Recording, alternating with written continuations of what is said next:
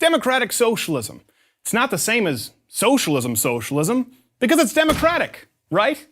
Or something, right? People are buying that. People buy that now, right? Apparently.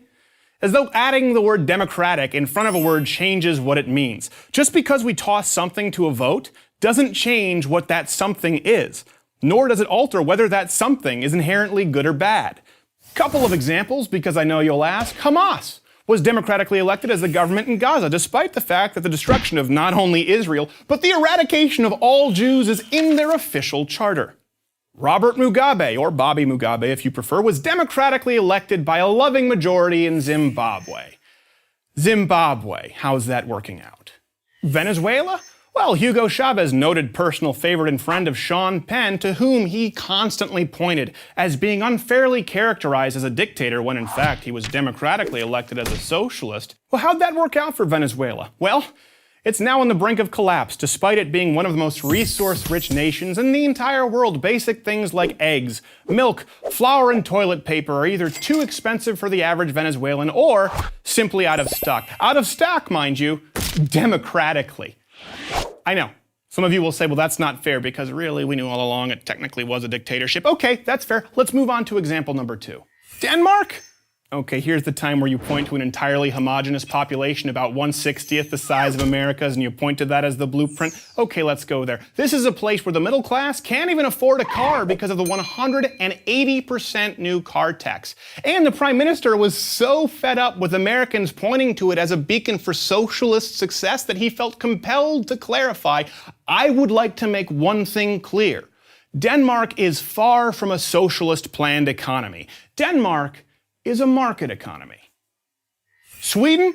I love Sweden. Okay, great bikini team, and thanks to that country, my armoire now doubles as a bookcase. Speaking of which, the founder of IKEA, let's be honest, the only really cool export from Sweden, aside from a few good hockey players, left Sweden because of the stifling high tax rate. So, Sweden, good place, not bad people, but a successful model for a viable economy in today's global market?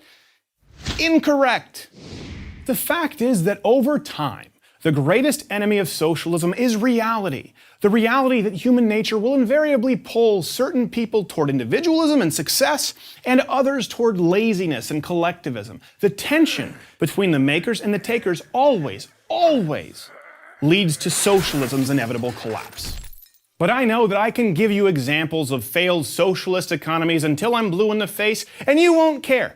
Because at least socialism is inherently more morally altruistic than the evil, greedy, capitalist warmongering seen in the West. Greed? What's more greedy than wanting to take from someone else something that you haven't earned? Unlike capitalism, free enterprise, which can only occur truly through voluntary transaction, socialism can only occur at gunpoint. That's what it comes down to. If you don't pay your taxes, once you get through the IRS and the auditing and the lawyers and the PR stunts, people make you give the government your money, an increasing amount of your money, the more successful you are, or they send in scary men with guns to take you away. Now, so long as the people having their stuff taken away at gunpoint are in the minority, and the majority feels that they'll get to benefit from more said taken stuff, you'll always be able to win that decision through a popular vote and claim the moral high ground through democracy. Putting the word democratic in front of your socialism doesn't make it any inherently more moral nor less violent. Did you get that? American wannabe socialists? Also, get a job. Please, like a real job. You'll probably have to shave first. I'm Steven Crowder for Prager University. To subscribe to our YouTube channel, click here. To help keep our videos free, donate here.